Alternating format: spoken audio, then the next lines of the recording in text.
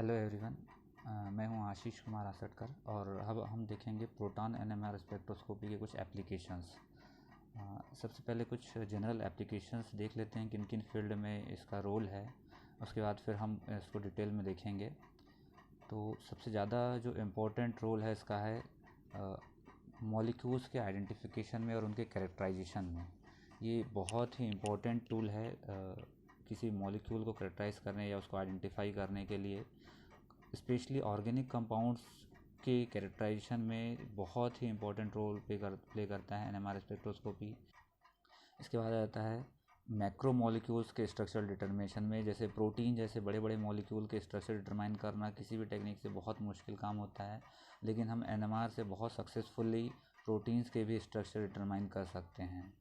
इसके अलावा कुछ मॉलिक्यूल में डायनेमिक प्रोसेसेस होती है जिनको कि अदर स्पेक्ट्रोस्कोपिक टेक्निक से डिटरमाइन करना या आइडेंटिफाई करना बहुत टफ काम होता है, लेकिन एनएमआर ऐसे डायनेमिक प्रोसेसेस को आइडेंटिफाई करने के लिए बहुत ही इम्पोर्टेंट टूल है ये, और बहुत ही मतलब प्रोमिनेंट है ये। इसका जो यूज़ है बिल्कुल कंफर्म हो जाता है किस तरह से मॉलिकुलर डायनेमिक प्रोसेस हो रही है एनएमआर स्पेक्ट्रोस्कोपी में के थ्रू हम इसको ऑब्जर्व कर सकते हैं। आगे हम देखेंगे इसको। अभी हाइड्रोजन बॉन्डिंग को हम डिटेक्ट कर सकते हैं इसके थ्रू। अगर कोई मॉलिक्यूल अपने दो फॉर्म में इक्विलिब्रियम में है तो हम उसको कंफर्म कर सकते हैं, और कितना कंसंट्रेशन में है, दोनों का कितना रेशियो है वो हम उसको आइडेंटिफाई कर सकते हैं। एक तरह से क्वांटिटिव एनालिसिस कर सकते हैं हम इससे। इसके अलावा हम स्टीरियो केमिस्ट्री में भी हम प्रोटॉन एनएमआर को यूज़ कर सकते हैं। किस तरह से कोई सिस्टम एनिसोट्रॉपिक या डायस्टरोट्रॉपिक है हम उसको कंफर्म कर सकते हैं। इसी तरह से रिएक्शन मैकेनिज्म को डिटरमाइन करने के लिए भी एनएमआर स्पेक्ट्रोस्कोपी यूज़ होती है। कोई रिएक्शन एनएमआर वेसल्स में रिएक्शंस लगा दी जाती है, या time to time reaction mixture लेकर के उसका एनएमआर रिकॉर्ड किया जाता है, और इंटरमीडिएट को टेस्ट किया जाता है, आइडेंटिफाई किया जाता है, और उसके थ्रू हम मैकेनिज़्म जो है वो डिटरमाइन करते हैं कि कोई रिएक्शन जब प्रोसेस हो रही है तो उसकी क्या मैकेनिज़्म है। उसी तरह क्वांटिटेटिव एस्टिमेशन करके हम काइनेटिक स्टडी में भी इसको यूज़ करते हैं। एमआरआई, मैग्नेटिक रेजोनेंस इमेजिंग, ये सभी जानते हैं, बहुत ही इम्पोर्टेंट एप्लीकेशन है एनएमआर स्पेक्ट्रोस्कोपी का। ये आपको इसी यूनिट में एक अलग से पोर्शन है जो अलग से कवर किया जाएगा, जो किसी भी ह्यूमन बॉडी में किसी प्रॉब्लम को डायग्नोस करने के लिए आजकल यूज़ किया जाता है। पर्टिकुलर कुछ प्रॉब्लम्स हैं जिसको आगे हम एमआरआई वाले पोर्शन में देखेंगे। इसके अलावा भी और बहुत सारे एप्लीकेशंस हैं, तो हम इनको अब डिटेल में थोड़ा देखेंगे। लेकिन एक बार फिर से हम देख लेते हैं कि प्रोटॉन एनएमआर को हम जब हमको स्पेक्ट्रम मिलेगा तो उसको एनालाइज कैसे करना है। आपने पहले के जो कॉन्सेप्ट्स हैं उसमें आप सारी चीज़ें पढ़ चुके होंगे, लेकिन एक बार थोड़ा सा उसको ब्रीफ रिव्यू कर लेते हैं। कितने सिग्नल्स मिलेंगे ये डिपेंड करता है कि कितने different sets of non equivalent protons है उसमें। हर एक सेट में इक्विवेलेंट्स रहेंगे, लेकिन पर्टिकुलर कितने सेट्स बन रहे हैं नॉन इक्विवेलेंट प्रोटॉन्स के, वो हमको देखना होगा। इसके अलावा हम देखेंगे इंटीग्रल रेशियो उसका क्या आ रहा है, जो सिग्नल्स मिल रहे हैं उनका एरिया अंडर द सिग्नल्स क्या आ रहा है, उनका अनुपात क्या है। इससे हमको ये आइडिया लगेगा कि उन डिफरेंट सेट्स में प्रोटॉन्स का अनुपात क्या है। स्पिन स्पिन कपलिंग स्प्लिटिंग से हमको आइडिया लग जाएगा कि उसके बगल में कितने नॉन इक्विवेलेंट प्रोटॉन्स हैं। इसके अलावा कपलिंग कांस्टेंट से भी हमको आइडिया लगता है कि किस तरह का प्रोटॉन्स हो सकता है। कपलिंग कांस्टेंट से हम आइडेंटिफाई करते हैं। केमिकल शिफ्ट, ये भी बहुत इंपॉर्टेंट पॉइंट है किसी भी कंपाउंड के आइडेंटिफिकेशन में, कि कोई ग्रुप्स जो पर्टिकुलर मॉलिक्यूल में डिफरेंट ग्रुप्स एग्जिस्ट कर रहे हैं तो वो ग्रुप कहाँ कहाँ सिग्नल दे सकते हैं, ये हमको इसको एनालाइज करना है स्पेक्ट्रम में। तो बहुत सारी प्रॉब्लम्स ऐसी है जो किसी इंडिविजुअल पॉइंट्स को लेकर ही हम सॉल्व कर लेते हैं। मीन्स हम नंबर ऑफ़ सिग्नल्स के बेस पर ही हम आइडेंटिफाई कर लेंगे कि क्या बन रहा है या क्या सही है, उसमें से कौन सा प्रोडक्ट बना है, या इस मॉलिक्यूल का कौन सा स्पेक्ट्रा हो सकता है, ये हम प्रेडिक्ट कर सकते हैं। या कभी हम इंटीग्रल एरिया से, या कभी कभी स्प्लिटिंग पैटर्न से, या कपलिंग कांस्टेंट से, या केमिकल शिफ्ट्स, किसी एक से ही हम कई बार प्रॉब्लम जो है वो सॉल्व कर लेते हैं। कई बार इनका कॉम्बिनेशंस यूज़ करना होगा, इनको सारे कॉन्सेप्ट्स या 2 या 3 कॉन्सेप्ट्स में से यूज़ करना होगा, और तब हम उसके सॉल्यूशन तक पहुंच पाते हैं। तो कुछ अभी हम सिग्नल्स देखेंगे। इससे पहले एक बार केमिकल शिफ्ट एक बार फिर से रिव्यू कर लेते हैं। जो एल्काइल ग्रुप है ये यूजुअली 0.8 से लेकर के 2 तक के सिग्नल्स देते हैं। वैसे ही अगर इनमें कोई इलेक्ट्रोनेगेटिव एटम जुड़ा होगा तो ये डाउनफील्ड शिफ्टिंग हो जाती है, मतलब डेल्टा वैल्यू बढ़ जाती है। जो एरोमेटिक सिस्टम है वो 6.8 से 8 के बीच में आते हैं, एल्डिहाइड 9 to 10 के बीच में, और जो कार्बोक्सिलिक ग्रुप के जो प्रोटॉन्स है वो 11 to 12 के बीच में। फिनॉलिक प्रोटॉन जो है वो 0.6 से लेकर के लगभग 5-6 तक के हमको देखने मिलता है। डिपेंड करता है कि हाइड्रोजन बॉन्डिंग पर, कंसंट्रेशन पर, टेम्परेचर पर। इसी तरह NH के भी जो प्रोटॉन्स है इन्हीं फैक्टर्स पर डिपेंड करते हैं और एक लॉन्ग रेंज तक मिल सकते हैं। तो ये केमिकल शिफ्ट की अभी हमको ज़रूरत पड़ेगी जब हम स्पेक्ट्रम को एनालाइज करेंगे। तो सबसे पहले हम एक बहुत ही सिंपल केस से यूज़ शुरू करते हैं। इसमें इथाइल ब्रोमाइड हमने लिया है। इथाइल ब्रोमाइड में चूँकि हमारे पास दो सेट हैं, यहाँ पर एक है CH3 ग्रुप और एक है CH2 ग्रुप, तो ये 3 प्रोटॉन एक सिग्नल देंगे और ये दूसरे जो CH2 प्रोटॉन्स है ये एक सिग्नल देंगे। अब हम चूँकि जानते हैं कि ब्रोमीन से जो लगा हुआ प्रोटॉन है वो ज़्यादा डी शील्डेड होगा, क्योंकि उसकी electron density more electronegative atom bromine की तरफ शिफ्ट हो जाएंगे और ये डी शील्डेड होगा और इसके लिए डेल्टा वैल्यू जो है वो हाई होगी, तो यूजुअली ये 3 के ऊपर मिल सकता है। ये CH3 जो है ये 1 के आसपास मिलेगा। चूँकि यहाँ पर ब्रोमीन का इफेक्ट है ये, इसलिए थोड़ा सा डाउनफील्ड शिफ्टिंग इसमें भी होगी, तो ये 2 तक के पहुँच सकता है। तो अगर हम यहाँ पर देखें, हमको ये जो एक ट्रिपलेट मिल रही है, ये ट्रिपलेट हमको CH2 से मिलेगा, क्योंकि CH3 से मिलेगा, क्योंकि इसके एडजेसेंट कार्बन पर 2 प्रोटॉन्स है, तो ये N+1, तो ये CH3 का जो सिग्नल होगा हमें ट्रिपलेट के फॉर्म में मिलेगा। उसी तरह जो CH2 का जो सिग्नल है वो क्वाड्रेट के फॉर्म में मिलेगा, क्योंकि बगल में 3 प्रोटॉन है, तो 3 + 1 4 हो जाएगा और क्वाड्रेट के फॉर्म में मिलेगा। इनका जो इंटीग्रल एरिया होगा वो इसका 3:2 होगा। तो हम देख सकते हैं ये जो ट्रिपलेट है 3:2 के फॉर्म में मिल रहा है, ट्रिपलेट है, क्वाड्रेट है। कपलिंग कांस्टेंट दोनों के लिए सेम होगा। इसके लिए जो कपलिंग कांस्टेंट निकाला गया है ये है 7.43 और इसके लिए 7.43, मतलब दोनों आपस में कपल कर रहे हैं, ये यहाँ से भी क्लियर हो जाता है।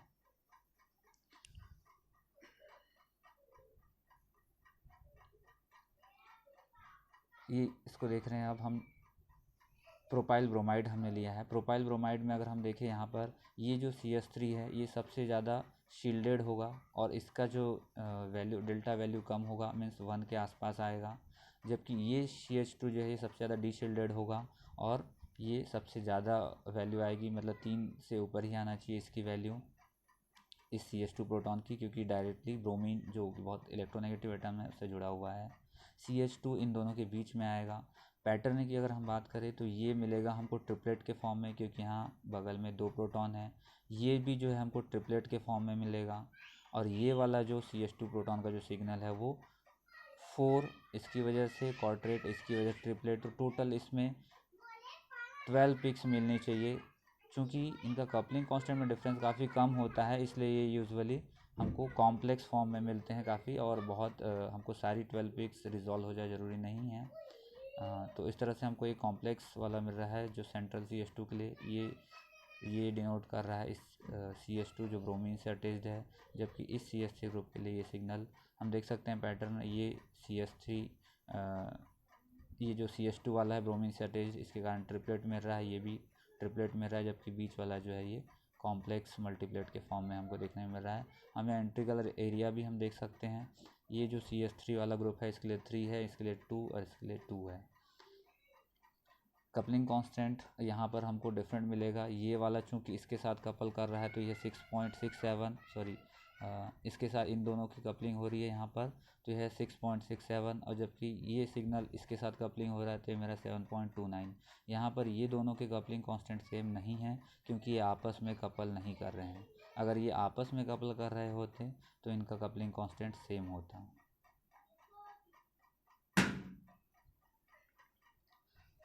अगर हम डाईइथाइल ईथर में देखें तो चूँकि ये दोनों इक्विवेलेंट है, तो हमको यहाँ पर 2 ही सिग्नल मिलेंगे, एक इस CH2 की वजह से और एक CH3 की वजह से। ये CH3 का जो सिग्नल होगा वो इन 2 प्रोटॉन्स की वजह से ट्रिपलेट के फॉर्म में मिलेगा, जबकि ये CH2 का प्रोटॉन इन 3 प्रोटॉन्स की वजह से क्वाड्रेट के फॉर्म में मिलेगा। 3+1 मीन्स क्वाड्रेट के फॉर्म में मिलेगा। चूँकि ये जो 2 प्रोटॉन्स है ये ऑक्सीजन से जुड़े हुए हैं, जो कि काफ़ी इलेक्ट्रोनेगेटिव है, तो इसीलिए ये ज़्यादा डी शील्डेड होंगे और इनके लिए जो केमिकल शिफ्ट होगी वो लोअर मैग्नेटिक फील्ड में होगा, मतलब डेल्टा की वैल्यू ज़्यादा होगी। तो हम देख सकते हैं इसकी वजह से जो ट्रिपलेट आ रहा है ये 3.5 के आसपास आ रहा है, 3.37, और ये वाला जो है ये आ रहा है 1.14 पर ट्रिपलेट आ रहा है। सॉरी, ये क्वाड्रेट है, क्योंकि इसका जो सिग्नल इसके 3 प्रोटॉन होने की वजह से क्वाड्रेट के फॉर्म में मिलेगा, और ये जो है CH3 का ट्रिपलेट के फॉर्म में मिलेगा इन 2 प्रोटॉन्स की वजह से। अगर हम अल्कोहल का देखें, काफ़ी सारे फंक्शनल ग्रुप हम देख सकते हैं इसमें। अल्कोहल का देखेंगे तो अल्कोहल का ये जो OH प्रोटॉन है यहाँ सिंगलेट के फॉर्म में आ रहा है, ये दोनों आपस में कपल कर रहे हैं। ये CH3 के जो प्रोटॉन्स है वो ट्रिपलेट के फॉर्म में मिलेंगे हमको, यहाँ देख सकते हैं, क्योंकि यहाँ पर 2 प्रोटॉन है। ये जो CH3 के कारण ये जो CH2 का जो सिग्नल है वो क्वाड्रेट में कन्वर्ट हो जाएगा, ये स्प्लिट हो जाएगा। तो यहाँ पर हम देख सकते हैं क्वाड्रेट के फॉर्म में। यहाँ पर जो OH का प्रोटॉन है वो कपल नहीं कर रहा है। हालांकि आप देख सकते हैं कि यहाँ OH और यहाँ ये जो CH2 वाले जो प्रोटॉन्स है इनके बीच जो सेपरेशन है वो 3 बॉन्ड्स का ही है, और इनको कपल करना चाहिए, लेकिन OH के प्रोटॉन्स जनरली कपल नहीं करते हैं। ऐसा इसलिए होता है क्योंकि अगर सॉल्वेंट में, ट्रेस में भी अगर वाटर मॉलिक्यूल है तो इस OH का जो प्रोटॉन है उस वाटर मॉलिक्यूल के प्रोटॉन के साथ बहुत फास्ट एक्सचेंज होता है, और उसके कारण यहाँ पर कपलिंग नहीं हमको ऑब्जर्व होती है। तो हम यहाँ देख सकते हैं ये OH वाला प्रोटॉन यहाँ सिंगलेट के फॉर्म में मिला है, कपल नहीं किया है, लेकिन ये ट्रिपलेट के फॉर्म में मिला है और ये क्वाड्रेट के फॉर्म में मिला है। इसी को यहाँ जूम करके दिखाया गया है क्वाड्रेट, और ये ट्रिपलेट यहाँ जूम करके दिखाया गया है। इसी इथेनॉल को अगर हम ड्राई सॉल्वेंट में करते हैं, यहाँ DMSO में और ड्राई में सॉल्वेंट में किया गया है। ड्राई सॉल्वेंट का मतलब इससे मॉइस्चर बिल्कुल भी नहीं है, तो अगर मॉइस्चर नहीं होगा तो यहाँ पर हमको ये जो OH की भी कपलिंग देखने मिलेगी, और हम इसको देख सकते हैं कि ये जो CH2 के जो प्रोटॉन हैं ये यहाँ पर इसके कारण हमको क्वाड्रेट मिलेगा 4 3+1, और इनटू ये हो जाएगा 1+1 2, तो ये हो जाएगा 4 × 2, टोटल 8 पिक्स के फॉर्म में हम देख सकते हैं। OH CH2 का जो सिग्नल है जो कि हमको वहाँ पर सिंपली क्वाड्रेट के फॉर्म में मिला था, यहाँ पर हमको क्वाड्रेट ऑफ डबलेट के फॉर्म में मिल रहा है। देख सकते हैं यहाँ 8 पिक हमको क्लियर दिख जाएगी, यहाँ क्लियरली विजुलाइज हो जा रहा है, देख लीजिए सकते हैं आप। और ये बाकी जो पीक है इसका CH3 वाला जो है वो ट्रिपलेट हमको देखने मिलेगा, OH वाला भी हमको यहाँ ट्रिपलेट, क्योंकि ये 2 प्रोटॉन की वजह से इसकी भी कपलिंग होगी, दो से इसकी भी कपलिंग होगी। इन दोनों की आपस में कपलिंग नहीं होगी क्योंकि इनके बीच जो बॉन्ड सेपरेशन है वो ज़्यादा है, 4 बॉन्ड सेपरेशन हो रहा है, तो इनके बीच कोई सिग्निफिकेंट कपलिंग नहीं होगी। तो ये हम देख सकते हैं ड्राई सॉल्वेंट जब हम ले रहे हैं तो यहाँ पर चूँकि कोई हाइड्रोजन का एक्सचेंज नहीं हो रहा है, इसलिए OH की कपलिंग हम यहाँ पर ऑब्जर्व कर पा रहे हैं। ये अगर हम एक कीटोन ले रहे हैं, यहाँ पर 2 ब्यूटेनोन लिए हैं, 2 ब्यूटेनोन में अगर हम देखें हमको ये एक सिंगलेट के फॉर्म में मिलेगा, और ये मिलेगा हमको क्वाड्रेट के फॉर्म में, ये ट्रिपलेट के फॉर्म में। ये यहाँ से हम देख सकते हैं, तो ये मिलेगा सिंगलेट के फॉर्म में, क्योंकि ये प्रोटॉन्स किसी से कपल नहीं कर पाएंगे, इनसे डिस्टेंस ज़्यादा है तो कपलिंग नहीं होगी, तो ये सिंगलेट के फॉर्म में मिलेंगे। ये मिलेगा क्वाड्रेट के फॉर्म में because of the 3 protons at adjacent carbons, और ये जो 3 प्रोटॉन्स के लिए जो सिग्नल मिलेगा वो ट्रिपलेट के फॉर्म में मिलेगा, क्योंकि इसके बगल में 2 नॉन न्यूक्लियर प्रोटॉन्स हैं। तो यहाँ पर हम देख सकते हैं ये जो 2.17 की जो डेल्टा वैल्यू में रही केमिकल शिफ्ट वो है इस CH3 की वजह से, और ये जो CH2 का जो क्वाड्रेट मिलना चाहिए वो हमको यहाँ पर मिल रहा है 2.45, और ये जो ट्रिपलेट मिलेगा CH2 के कारण जो यहाँ जो स्प्लिटिंग होगी और ट्रिपलेट मिलेगा CH3 का, वो मिल रहा है हमको 1.06 पर। तो इस तरह से हम इसको आइडेंटिफाई कर सकते हैं। अगर हम एल्डिहाइड देखते हैं तो एल्डिहाइड के केस में यहाँ पर हम देखेंगे 3 सिग्नल्स मिलेंगे, CH3 CH2 और CHO का एक प्रोटॉन है, तो 3 सिग्नल्स हमको मिलेंगे। यहाँ पर ये जो 3 प्रोटॉन है ये ट्रिपलेट के फॉर्म में सिग्नल देंगे, क्योंकि यहाँ पर 2 प्रोटॉन मौजूद है। तो यहाँ पर काफ़ी जूम ज़्यादा नहीं हो पाया है, मुझे इसका क्लियर स्पेक्ट्रा नहीं मिल पाया, लेकिन अगर हम देखेंगे ये जो CH3 वाला जो प्रोटॉन्स है ये हमको मिलेगा यहाँ पर 1.13 पर, और ये ट्रिपलेट के फॉर्म में है। यहाँ पर हम इसको जूम नहीं कर पाए हैं, लेकिन यहाँ पर हमने दिखाया ट्रिपलेट है, T ट्रिपलेट के लिए है, और इसके लिए डेल्टा वैल्यू 7.3 हर्ट्ज़ हैं। उसी तरह ये जो प्रोटॉन है इसकी जो कपलिंग होगी इसके साथ तो ये भी ट्रिपलेट के फॉर्म में मिलेगा, ये हमने यहाँ दिखाया ट्रिपलेट। और लेकिन हमने इससे पहले भी कपलिंग कांस्टेंट जब देखा था तो हमने देखा था कि जो एल्डिहाइड का प्रोटॉन है वो बगल वाले प्रोटॉन के साथ कपलिंग होती है, लेकिन पुअर कपलिंग होती है, यूजुअली 0.5 to 3 के बीच में हमको देखने को मिलती है। तो यहाँ 1.5 हर्ट्ज़ की कपलिंग यहाँ देखने मिल रही है। ये जो प्रोटॉन है वो इससे भी कपल करेगा और इससे भी कपल करेगा, तो ये इसकी वजह से क्वाड्रेट मिलेगा, इसकी वजह से डबलेट मिलेगा। तो ये quartet of doublet, QD denotes quartet of doublets. और इनके लिए कपलिंग कांस्टेंट है 7.31 और 1.4। वही 1.4 ये वाला जो इसके साथ कपल कर रहा है और ये वाला जो इसके साथ कपल कर रहा है। इस केस में इस तरह से हम देख सकते हैं कि किस तरह से जो प्रोपेनल का सिग्नल स्पेक्ट्रम किस तरह से आएगा। अगर हम कार्बोक्सिलिक एसिड लेते हैं, इसमें प्रोपेनोइक एसिड हमने लिया है, तो ये जो प्रोटॉन का इसके साथ सेपरेशन ज़्यादा है तो ये कपल नहीं करेंगे, लेकिन ये दोनों आपस में कपल करेंगे। ये मिलेगा हमको ट्रिपलेट के फॉर्म में, ये क्वाड्रेट के फॉर्म में। ये देख सकते हैं, ये ट्रिपलेट, ये क्वाड्रेट। कपलिंग कांस्टेंट जो है सेम मिलेगा, यहाँ पर 7.3, यहाँ पर भी 7.3 हम देख सकते हैं हर्ट्ज़। और ये जो अगर हम इंटीग्रल एरिया देखिए, जो ट्रिपलेट मिल रहा है ये इसकी वजह से मिल रहा है, तो इसका इंटीग्रल रेशो देखें 3:2 हमको देखने को मिल रहा है इसके लिए। ये जो कार्बोक्सिलिक प्रोटॉन्स है ये यूजुअली 11 to 12 के बीच में मिलते हैं। हमने इससे पहले भी डिस्कस किया था जब केमिकल शिफ्ट वाला भी हमने जो एक डायग्राम देखा था। तो ये 11.73 पर मिल रहा है सिंगलेट के फॉर्म में। इसका कोई कपलिंग इधर नहीं होने के कारण सिंगलेट मिलेगा ये।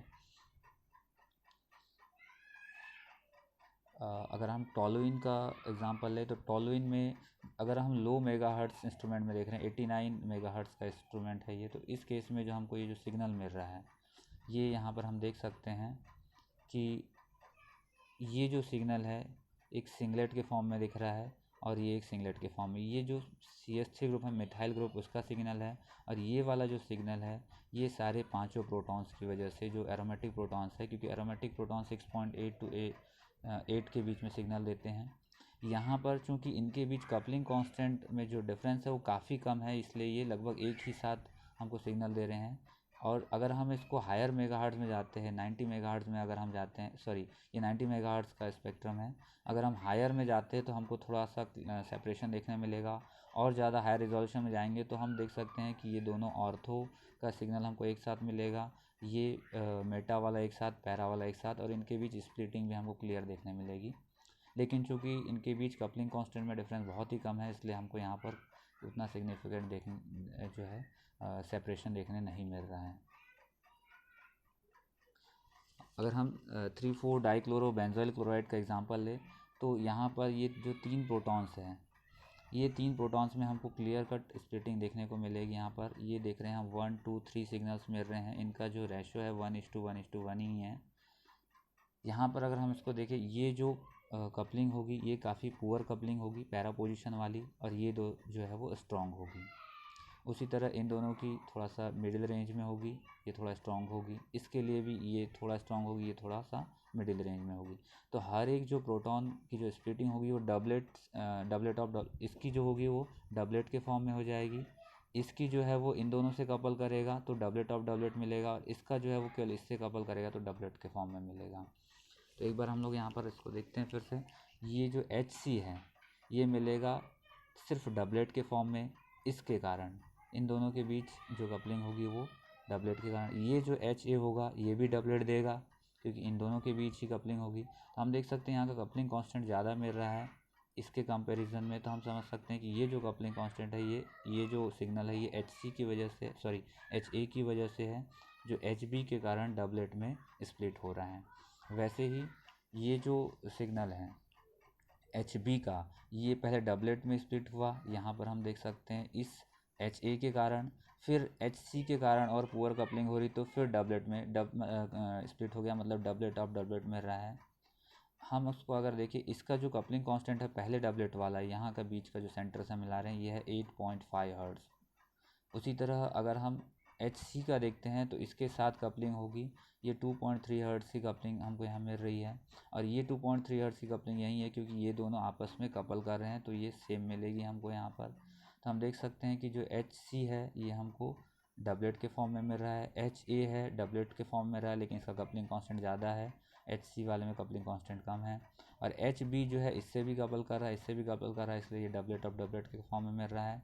और ये जो कपलिंग कांस्टेंट है वो इन दोनों से मैच करेंगे, मतलब ये जो प्रोटॉन है वो इससे और इससे दोनों से कपल कर रहा है, ये यहाँ से क्लियर होता है। हम प्रोटॉन एनएमआर के थ्रू जो है स्ट्रक्चरल आइसोमर्स को बहुत आसानी से डिस्टिंग्विश कर सकते हैं। अगर हम देखते हैं इथाइल एसीटेट और मिथाइल प्रोपेनॉइड देखते हैं, दो मॉलिक्यूल्स हमने लिया है जो कि स्ट्रक्चरल आइसोमर्स है। अगर हम इसको देखें यहाँ पर हमको मिलेगा ये ट्रिपलेट के क्वाड्रेट के फॉर्म में, और ये मिलेगा ट्रिपलेट के फॉर्म में, और ये मिलेगा सिंगलेट के फॉर्म में। यहाँ पर भी सेम पैटर्न मिलेगा, ये मिलेगा ट्रिपलेट के फॉर्म में, ये सिंगलेट के फॉर्म में, सॉरी ये क्वाड्रेट के फॉर्म में और ये सिंगलेट के फॉर्म में। लेकिन केमिकल शिफ्ट के थ्रू हम यहाँ पर दोनों को डिस्टिंग्विश कर सकते हैं, क्योंकि ये जो CH3 ग्रुप है ये कार्बोक्सिलिक ग्रुप के कार्बन से जुड़ा हुआ है, या एस्टर ग्रुप के कार्बन से जुड़ा हुआ है ये, तो इसकी जो शिफ्टिंग है ये लगभग 2 के ऊपर आएगी।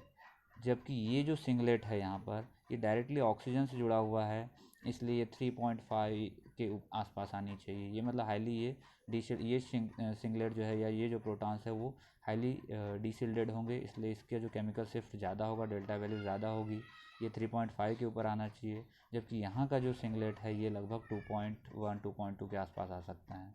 तो अगर हम इसके स्पेक्ट्रा देखें तो ये देखिए यहाँ का जो सिंगलेट मेरा ये हमको इसमें भी क्वाड्रेट ट्रिपलेट सिंगलेट है, लेकिन ये जो सिंगलेट है ये 2.038 में मिल रहा है, जबकि मिथाइल प्रोपियोनेट में जो है सिंगलेट हमको 3.67 पर मिल रहा है, क्योंकि ये जो प्रोटॉन है डायरेक्टली ऑक्सीजन से जुड़ा हुआ है और इसलिए जो प्रोटॉन्स है वो हाईली डीशिल्डेड हैं। पैटर्न सेम है, यहाँ पर भी एक क्वाड्रेट ट्रिपलेट सिंगलेट, और जो हमने पिछला देखा था केस यहाँ पर भी क्वाड्रेट ट्रिपलेट और सिंगलेट, लेकिन केमिकल शिफ्ट के थ्रू हम यहाँ पर इसको डिस्टिंग्विश कर सकते हैं। इसी तरह ज्योमेट्रिकल आइसोमर्स को भी हम यहाँ से डिस्टिंग्विश कर सकते हैं। सपोज 3 क्लोरो प्रोपेनोइक एसिड हम देख रहे हैं, इसमें देखेंगे अगर हम ये दो प्रोटॉन्स यहाँ ट्रांस में है और ये सिस पोजीशन पर हैं, ये ट्रांस पोजीशन है, ये सिस पोजीशन में है, दोनों ज्योमेट्रिकल आइसोमर्स हैं। तो मैंने पहले ही कहा था कि जो ट्रांस पोजीशन वाले जो प्रोटॉन्स होते हैं उनके बीच कपलिंग स्ट्रॉन्ग होती है। हमने जब कपलिंग कांस्टेंट देखा था उस समय इसको डिस्कस किया था। तो ये जो कपलिंग कांस्टेंट होगा इनका ज़्यादा होगा, ये मिलेगा हमको यूजुअली 15 के आसपास, 18 तक भी मिल सकता है, 14 to 18 या 13 to 18 के बीच मिलता है जनरली। जबकि ये जो है ये रिलेटिवली कम होता है। ये जो सिस वाले प्रोटॉन्स होते हैं इनका कपलिंग कांस्टेंट 5 to 10 के बीच होता है। तो हम देखते हैं जब इसके लिए अगर हम NMR ले रहे हैं तो 14 हर्ट्ज़ मिल रहा है, जबकि इसके लिए जो कपलिंग कांस्टेंट है वो 8 हर्ट्ज़ मिल रहा है। तो हम बता सकते हैं कि अगर हमको इस कंपोजिशन वाला एक मॉलिक्यूल मिला है तो वो सिस आइसोमर है या ट्रांस आइसोमर, हम प्रोटॉन NMR के थ्रू बता सकते हैं। उसी तरह किसी रिएक्शन में प्रोडक्ट कौन सा बना है इसको आइडेंटिफाई करना हो तो उसके लिए भी प्रोटॉन NMR बहुत ही इम्पोर्टेंट टूल है, हमने पहले ही कहा था। तो एक इसका एग्जांपल देख रहे हैं यहाँ। सपोज़ हमने एक यहाँ पर हाइड्रोबोरेशन और उसके बाद ऑक्सीडेशन का एक एग्जांपल लिया है। ओवरऑल रिएक्शन इसमें जो होती है वो हाइड्रोजनेशन होती है, ये पहले हाइड्रोबोरेशन होगा उसके बाद ऑक्सीडेशन होगा, ओवरऑल H2O मॉलिक्यूल इसमें जुड़ जाएगा, हाइड्रेशन हो जाएगा। तो H2O दो तरह से जुड़ सकता है। एक पहली पॉसिबिलिटी ये है कि इस रिंग वाले कार्बन पर H जुड़े और इस CH2 पर OH जुड़े, इस तरह से CH2 पर OH और रिंग में H। दूसरी पॉसिबिलिटी ये हो सकता है कि यहाँ पर H जुड़े और यहाँ पर रिंग में जुड़े OH, इस तरह से। तो यहाँ दो तरह से प्रोडक्ट पॉसिबल है। हम देखेंगे प्रोडक्ट बना कौन सा है। हम NMR के थ्रू इसको आसानी से डिस्टिंग्विश कर सकते हैं, क्योंकि ये जो CH2 का सिग्नल मिलेगा इसका इंटीग्रेशन एरिया 2 होगा और ये काफ़ी ज़्यादा डीशिल्डेड होगा क्योंकि डायरेक्टली अटैच्ड है ऑक्सीजन से। जबकि यहाँ पर एक सिंगलेट जो CH3 के कारण मिलेगा वो ऑक्सीजन से अटैच्ड नहीं है, इसलिए रिलेटिवली डीशिल्डेड होगा। और उसको देख सकते हैं हम, इसका जो सिग्नल है वो इस तरह से मिल रहा है, ये इसका NMR स्पेक्ट्रम है, जबकि इसका NMR स्पेक्ट्रम इस तरह से है। तो अगर ये CH2 वाला जो पीक हम देख सकते हैं काफ़ी ज़्यादा ये यहाँ पर डीशिल्डेड है और ये 3.45 के करीब मिल रहा है इसका सिग्नल, जबकि यहाँ CH3 का जो सिग्नल है ये 1.2 के पास करीब मिल रहा है हमको, क्योंकि ये ऑक्सीजन से डायरेक्टली अटैच नहीं है कार्बन। तो इस तरह से हम अगर इसका हम प्रोडक्ट निकालें और NMR लेंगे तो हम बता सकते हैं कि इसमें ये प्रोडक्ट बना है या ये प्रोडक्ट बना है। इसमें जो मेन प्रोडक्ट बनता है ये वाला, तो हम ये वाला प्रोडक्ट बनता है, हम देख सकते हैं कि इसका हमको इस तरह से NMR स्पेक्ट्रम मिलेगा। तो किसी रिएक्शन का प्रोडक्ट कौन सा बना है हम NMR के थ्रू इस तरह से आइडेंटिफाई करते हैं। इसी तरह से ये डिहाइड्रोहेलोजिनेशन का रिएक्शन है, इसमें भी दो तरह की पॉसिबिलिटी हो सकती है कि एक Cl के साथ H निकलना है तो H यहाँ से निकले HCl, तो डबल बॉन्ड यहाँ आ जाएगा इस तरह से, या दूसरा H यहाँ से निकले तो डबल बॉन्ड इन दोनों के बीच में आ जाएगा इस तरह से। तो प्रोडक्ट कौन सा बना है हम NMR करेंगे तो क्लियर हो जाएगा हमको, क्योंकि यहाँ पर हमको डिफरेंट नंबर ऑफ़ सिग्नल्स मिलेंगे। हम नंबर ऑफ़ सिग्नल से ही यहाँ क्लियर कर सकते हैं कि कौन सा प्रोडक्ट बना है। इस केस में हालांकि हम जानते हैं सेटजेव रूल के अकॉर्डिंग जो है मोर सब्स्टिट्यूटेड एल्कीन बनता है। इसमें सब्स्टिट्यूशन 1 2 3 है, इसमें 1 और 2 ही है, यहाँ अनसब्स्टिट्यूटेड हैं ये दोनों। तो मेजर प्रोडक्ट ये बनना चाहिए। तो हम दोनों में से कौन सा बना है NMR के थ्रू हम बहुत आसानी से इसको डिस्टिंग्विश कर लेंगे, क्योंकि दोनों में नंबर ऑफ़ प्रोटॉन्स की सिग्नल जो है वो नंबर ऑफ़ प्रोटॉन सिग्नल्स जो है वो अलग अलग होंगे। इसी तरह से डायस्टेरियोटॉपिक सिस्टम को आइडेंटिफाई कर सकते हैं हम प्रोटॉन NMR के थ्रू। अगर हम यहाँ HA और HB इसको अगर हम देखें तो ये चूँकि ये वाला कार्बन किरल कार्बन है तो ये दोनों डायस्टेरियोटॉपिक हो जाते हैं। इसका मतलब ये है कि अगर हम HA को रिप्लेस करेंगे किसी अदर ग्रुप से तो हमको एक स्टीरियो आइसोमर मिलेगा, जो कि इसका अगर हम HA को रिप्लेस करेंगे तो एक स्टीरियो आइसोमर मिलेगा, और अगर हम HB को रिप्लेस करेंगे तो दूसरा स्टीरियो आइसोमर मिलेगा, और ये दोनों आपस में एक दूसरे के डायस्टीरियोमर्स होंगे। इसलिए ये दोनों प्रोटॉन्स क्या है, डायस्टीरियोटॉपिक हैं। तो चूँकि यहाँ एक किरल कार्बन है इसलिए ये दोनों प्रोटॉन्स डायस्टीरियोटॉपिक हो जाते हैं। तो इसको भी हम यहाँ आसानी से ऑब्जर्व कर सकते हैं कि किस तरह से डिफरेंट सिग्नल देते हैं। HA को अगर हम देखते हैं तो हमको डबलेट ऑफ डबलेट मिल रहा है, क्योंकि ये HB से भी कपल करेगा और HC से भी कपल करेगा। तो ये डबलेट ऑफ डबलेट हमको यहाँ देखने मिल रहा है, ये इसको जूम करके यहाँ दिखाया गया है। वैसे ही जो HA है ये भी हम HB जो है वो भी हमको डबलेट ऑफ डबलेट के रूप में मिल रहा है, यहाँ जूम करके इसको दिखाया गया है, क्योंकि वो इससे भी कपल करेगा और इससे भी कपल करेगा। HC जो है ये इस इनसे भी कपल करेगा, इस मिथाइल प्रोटॉन से भी, इससे भी कपल करेगा, इससे भी कपल करेगा। तो ये कॉम्प्लेक्स मल्टीप्लेट के फॉर्म में हमको मिल रहा है, क्योंकि इसकी वजह से हमको मिलेगा 3+1 4 सिग्नल, इसकी वजह से 1+1 और इसकी वजह से 1+1, तो 4 × 2 × 2 टोटल 16 सिग्नल्स हमको यहाँ मिलना चाहिए। तो वो ये कॉम्प्लेक्स सिग्नल हमको यहाँ दिख रहा है। तो ये सब इस तरह से हम आइडेंटिफाई कर पा रहे हैं कि ये दोनों प्रोटॉन जो है वो डायस्टीरियोटॉपिक है, और इसीलिए हमको यहाँ डबलेट ऑफ डबलेट दिखाई दे रहा है इसके स्पेक्ट्रम में। कीटो इनॉल टर्टोमेरिज्म हम देख रहे हैं एसिटिल एसीटोन में किस तरह से यहाँ पर टर्टोमेरिज्म हो सकता है। यहाँ पर हमने इसको स्ट्रक्चर ड्रॉ किया, आप देख सकते हैं। या तो ये कीटो फॉर्म में हो सकता है, ये कीटो फॉर्म, यहाँ कीटो ग्रुप दिख रहा है, या फिर ये इनॉल फॉर्म में हो सकता है, ये इन और ये ऑल, इन डबल बॉन्ड के लग रहा है, OH के लिए ऑल, इनॉल फॉर्म। इस तरह से ये जो है दोनों का हाइब्रिड स्ट्रक्चर होगा इन दोनों का। तो ये जो मॉलिक्यूल है ये कीटो फॉर्म में रहेगा या इनॉल फॉर्म में, या दोनों एग्जिस्ट करता है, ये हम प्रोटॉन NMR के थ्रू बता सकते हैं। अगर इस फॉर्म में एग्जिस्ट करता है तो हमको ये दोनों इक्विवेलेंट है तो एक सिग्नल देंगे, और ये एक सिग्नल, 2 सिग्नल मिलना चाहिए। और अगर इस फॉर्म में एग्जिस्ट करता है तो 3 सिग्नल मिलना चाहिए। ये दोनों मिथाइल प्रोटॉन एक सिग्नल देंगे, ये वाला एक सिग्नल, और ये OH का एक सिग्नल, तो 3 सिग्नल मिलना चाहिए। तो अगर ये एग्जिस्ट करता है तो हमें 2 सिग्नल मिलना चाहिए, और अगर ये वाला फॉर्म एग्जिस्ट करता है तो 3 सिग्नल मिलना चाहिए। लेकिन हम देखते हैं कि जब इसका प्रोटॉन NMR हमने रिकॉर्ड किया तो हमें 5 सिग्नल मिल रहे हैं, 1 2 3 4 5। इसको मैग्नीफाई करके दिखाया गया है, इंटू 64 का मतलब है इसको 64 टाइम्स मैग्नीफाई कर दिया है इनके कंपेरिजन में। तो हम देख सकते हैं यहाँ 5 सिग्नल मिल रहे हैं। ये 5 सिग्नल बताते हैं कि यहाँ कीटो फॉर्म और इनॉल फॉर्म दोनों ही एग्जिस्ट करते हैं। अगर दोनों एग्जिस्ट करते हैं तो इनका रेशो क्या है, हम ये किसी मिथाइल पीक को, सिर्फ इसका और इसके मिथाइल पीक को इंटीग्रेट करके उनका जो क्षेत्रफल का अनुपात निकल रहा है, उनका इंटीग्रल एरिया का जो अनुपात आ रहा है, उससे बता सकते हैं। तो ये CH3 प्रोटॉन हो जाएगा एक के लिए, जो कीटो फॉर्म के लिए है, और इनॉल फॉर्म के लिए जो है वो, ये जो इनॉल फॉर्म है इसके लिए CH3 फॉर्म अलग मिल जा रहा है। दोनों का अगर हम रेशो लेते हैं तो हमको पता चलता है कि जो कीटो फॉर्म है वो 15% एग्जिस्ट करता है, जबकि इनॉल फॉर्म जो है वो 85% एग्जिस्ट करता है। इनॉल फॉर्म ज़्यादा एग्जिस्ट कर रहा है, क्यों? क्योंकि यहाँ पर इंट्रामोलिकुलर हाइड्रोजन बॉन्डिंग हो जा रही है, वो इसका फेवर कर रहा है। तो इस तरह से हम देख सकते हैं कि इसके लिए हमने CH3 पीक को इंटीग्रेट किया, इसके लिए हमने CH3 पीक को इंटीग्रेट किया और दोनों का इंटीग्रल एरिया निकाला और इस तरह से हमने बता दिया कि दोनों का अनुपात कितना है। और इस तरह से हम इसको कीटो और इनॉल फॉर्म के एग्जिस्टेंस को भी कंफर्म कर पा रहे हैं एक साथ, कि दोनों एक साथ मौजूद हैं। साथ ही साथ उनका रेशो कितना है, कितना अनुपात है, ये भी हम यहाँ से बता पा रहे हैं। तो एक तरह से क्वांटिटेटिव एस्टिमेशन हम NMR के थ्रू यहाँ पर कर रहे हैं।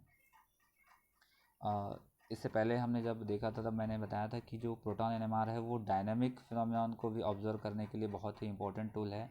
तो हम जानते हैं कि जो साइक्लोहेक्सेन है वो चेयर फॉर्म और बोट फॉर्म में एग्जिस्ट करती है। इस तरह से चेयर फॉर्म, बोट फॉर्म, और चेयर फॉर्म, बोट फॉर्म, जो चेयर फॉर्म भी है इसके दो तरह से होते हैं और एक दूसरे में इंटरकन्वर्जिबल होते हैं और ये बहुत फास्ट जो है इंटरकन्वर्जन होते रहता है।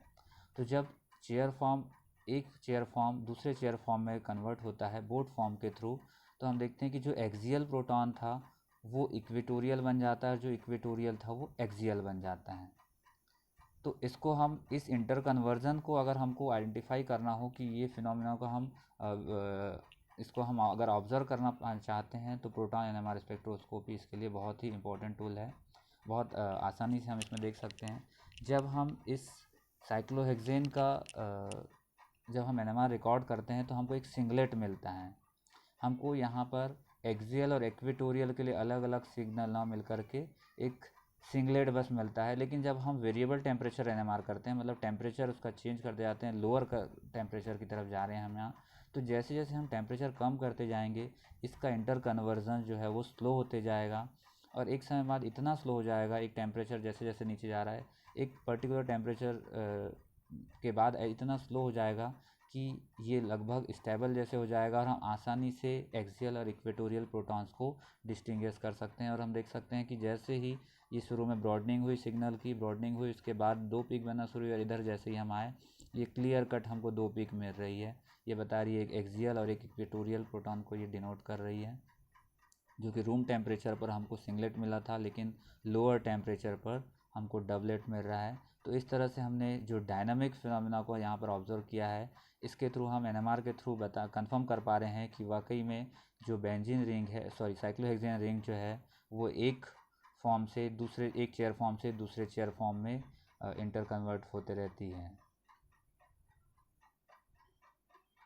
रेस्ट्रिक्टेड रोटेशन को भी हम बता सकते हैं। अगर हम यहाँ पर देखें, एक अमाइड लिया हमने, एस्टामाइड। अगर हम एस्टामाइड को हम देखें तो ये चूँकि C और N के बीच का बॉन्ड जो है वो सिंगल बॉन्ड है, फ्री रोटेशन होना चाहिए और ये दोनों एक सिग्नल देना चाहिए और ये मिथाइल एक सिग्नल। लेकिन हम देखते हैं कि ये मिथाइल एक सिग्नल दे रहा है और ये दोनों मिथाइल जो है वो अलग अलग सिग्नल दे रहे हैं रूम टेम्परेचर पर।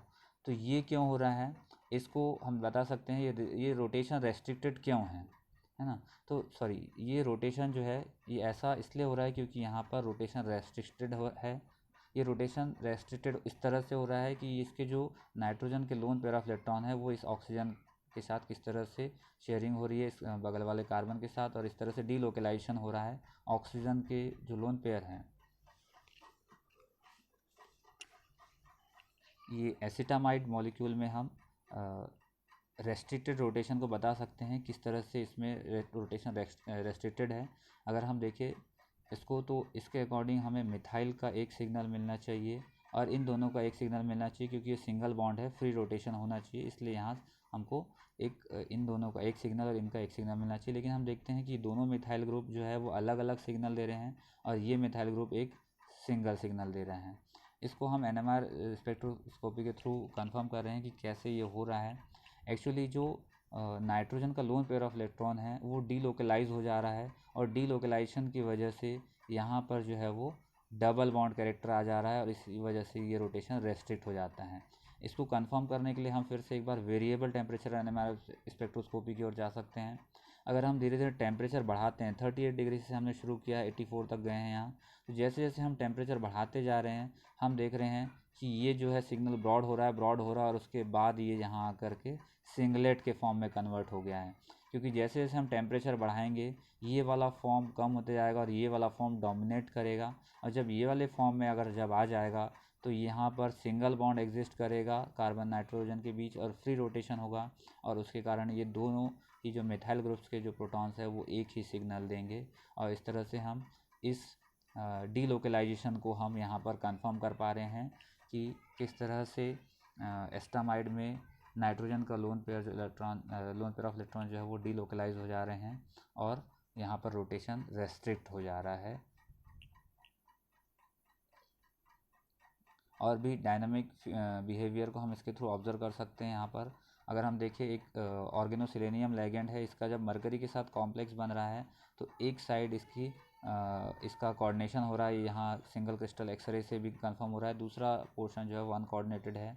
और लेकिन जब हम इसका एनएमआर देखते हैं तो हम देखते हैं कि ये मिथाइल प्रोटॉन और ये मिथाइल प्रोटॉन एक साथ सिग्नल दे रहे हैं, जबकि ये दो मिथाइल ग्रुप और ये दो मिथाइल ग्रुप जो है वो अलग अलग बिहेव करना चाहिए, और ये जो मेथिलीन प्रोटॉन और ये मेथिलीन अलग अलग बिहेव करना चाहिए। लेकिन प्रोटॉन एनएमआर में हम देखते हैं कि ये चारों के चारों मिथाइल ग्रुप एक सिग्नल दे रहे हैं और ये दोनों मेथिलीन ग्रुप एक सिग्नल दे रहे हैं।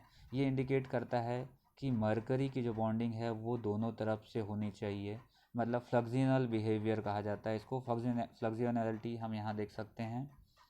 तो ये इसको अगर हम देखते हैं यहाँ पर किस तरह से वेरिएबल हमने टेम्परेचर किया, जैसे जैसे हमने टेम्परेचर इसको कम करना शुरू किया, ये 25 डिग्री में था, -85 डिग्री तक हम गए हैं।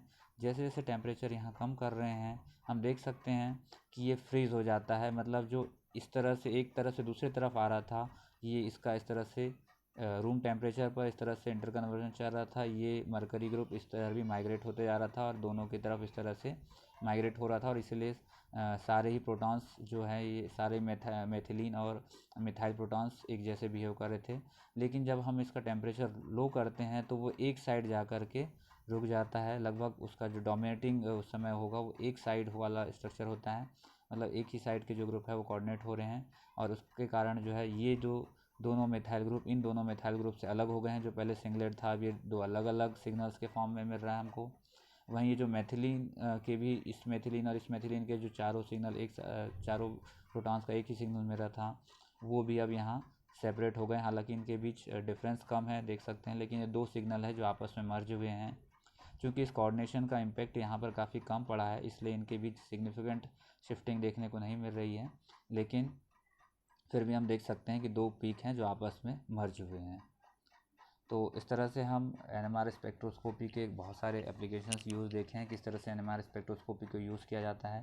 ये कुछ रेफरेंसेस हैं। सिल्वेस्टिन की जो बुक है spectrometric identification of organic compounds, ये बहुत ही अच्छी बुक है। अगर एनएमआर के आपको बेसिक से लेकर एडवांस तक अगर समझना है तो सिल्वेस्टिन की बुक बहुत ही अच्छी है। इसके अलावा अदर बुक्स भी है।